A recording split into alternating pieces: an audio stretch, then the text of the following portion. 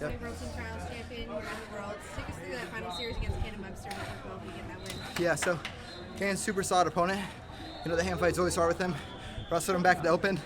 I knew what I was expecting, and we prepared well, made improvements since the open, and then we got it done. So, yep. First match was a lot closer, right? Yes. This one, you get a big lead. You're a point away from the attack, but he just keeps chopping wood and coming after you. And you stave him off in the center, no cautions, don't get pushed out of bounds. Why are you able to dominate like that and remain calm when the guy, he didn't fold you up, he didn't wilt you, you stayed in there? How do you train for something like that? Yeah, that's one thing I promise I'll never do. I'll never lose because I quit. And that's something my dad taught me since I was young, since I started the sport. And it's a warrior mindset. No matter how tall you are, you got to keep pushing through. And yeah, I mean, it's just something he drilled in my head. I can't thank him enough, you know. All those times where when I was little, I'd be messing around at practice. We'd get home, we'd be like, medicine ball up and down the stairs until you cry, you throw up. And at the moment, I didn't really like it.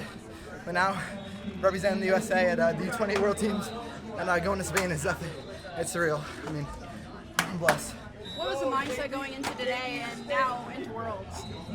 I'm gonna try and keep the same mindset. Me and Coach Mike Mock, we talk it about a lot. Kind of just living in the moment, and kind of just never letting anything get to your head. You know, these are amazing things I'm accomplishing, but I gotta be humble. I gotta keep working. We're not at the peak yet. We're not at the Olympic title, so that's the ultimate goal: represent the USA at Olympics, take home the gold. So. What kind of influence has Mike had on you being your coach for a few years now? Yeah, so I used to go down to his house actually when he was still at NC State, and similar to my dad, pushed me on the air dyne. I remember one time, him and Coach Keedy, we were kind of hanging out at a friend's house, and we stayed a little late. It was maybe like midnight, and it was when I was online school. So I didn't get my air dyne in, my air dyne sprints. During the day, we get back at midnight. Coach Keedy's like, wait, you didn't do your air dyne yet. I was like, oh gosh, he remembered. So got it done. Did those 3 matches at I don't even know, 12:30, but I mean, just stuff like that. Similar to my dad, like I said before, it's just making me work so hard. I'm so grateful for it. Pound for pound, number one, just guy, pound for pound, high school. Yeah. Does that mean anything to you? And are you going to come back to the Ironman again? Yeah, so definitely means a lot. I try to avoid rankings just because I was one of those guys when I was younger, and I always wanted to be on the rankings. You know, 8th grade 232, I took second, and I went in unseeded. So the rankings are kind of just some of those things. Is once your name is known, then everybody knows you. But those low-key guys, the low-key guys, those are the guys you got to be scared of, the ones who have nothing to lose. So I'm definitely grateful to be number 1 pound for pound, but I got to stay hungry. Ironman.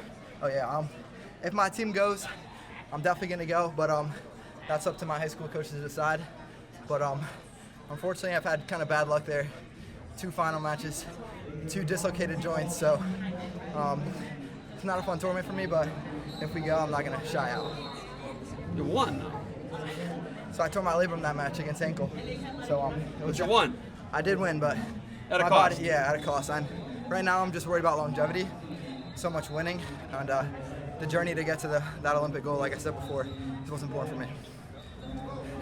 Congratulations. Thank you guys. Tell us about your support system. What's gotten you to this point? Yeah, so like I said, my family, my coaches, you know, sacrificed so much for me to be here.